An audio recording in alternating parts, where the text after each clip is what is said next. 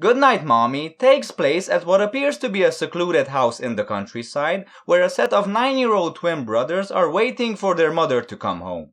When she finally arrives, her face is completely covered in bandages for some odd reason, and the children start to doubt that this woman is actually their mother. We get the sense that this family is going through some major hardships that they are not really willing to talk about, and the fact that the boys start losing their trust and start questioning the identity of this woman will lead this family down a severely dark and violent path.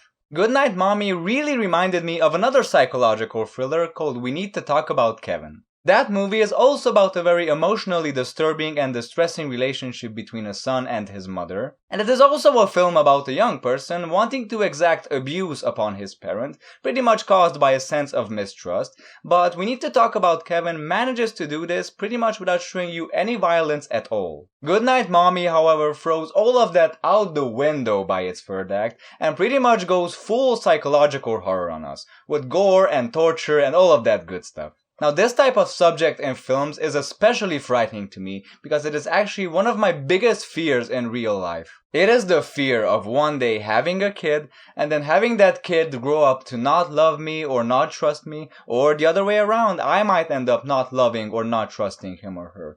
That just the idea of that just scares the shit out of me. This film takes this idea and runs with it. It pretty much asks the question, what would happen if you would leave for a while, if you would leave your family for a while, then come back, maybe have some plastic surgery done on your face, and then have your children, have these small people who you've known all your life, who've known you all your life, just ceasing to trust you, ceasing to recognize you anymore, just not wanting to have anything to do with you anymore. How would you react? You would probably think that they are a little bit crazy. It would probably drive you a little bit crazy as well. It's pretty much what happens in the movie, but it's taken to absolute extremes. And even though it's an extreme movie, I never felt the need to suspend my disbelief, because everything that happens, no matter how extreme it was, always felt so human, so realistic, so plausible. And that is in no small part thanks to the acting, which I think is the best compliment I can give this film actually, because despite some very minor secondary characters,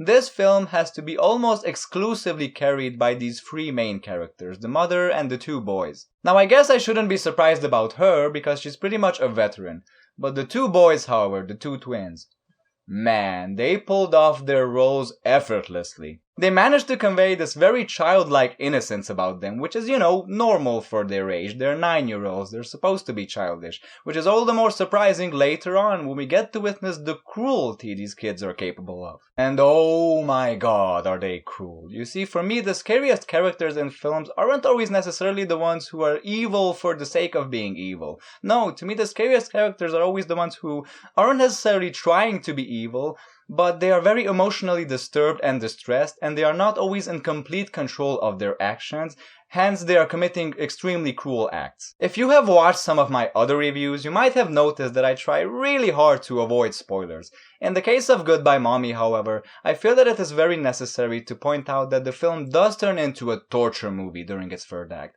and it becomes very unpleasant, at least it did for me. And I don't mean torture movie like in the case of those Saw sequels with just all gore and no substance. No, here the stakes are high, characters' lives are in danger, it's a very fucked up situation. We've been actually having a streak of some excellent horror movies recently, if you believe it or not. Most of them I reviewed, like 10 Cloverfield Lane, The Witch, The Invitation, but all of those are creepy, those are eerie. Goodnight Mommy, however, is dismal, is depressing, it's dreary, it's vomit-inducing, it's gut-wrenching, but it's a good film. It even has a nice little Shutter Island-esque twist at the end, which, it's the type of twist that makes you rethink the whole movie, makes you rethink everything you just watched, and makes you actually want to rewatch it, which I actually did. I saw it the second time. And what happens when you watch it a second time is, of course, you notice all of the little clues scattered throughout, which kind of makes you feel like an idiot. At least I felt like an idiot for not really noticing them in the first place. Because when you know everything that's going to happen, those clues seem to be really in your face. The film actually made me feel a little disheartened, so to speak, as a film critic,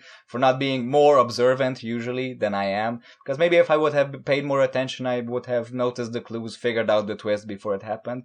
But, the film did its job, and I didn't regret seeing it a second time either. So, recommend it, but be cautious, as I said. So that was my 2 cents, folks. Thanks for watching, as always, and I will see you later with other reviews. Goodbye.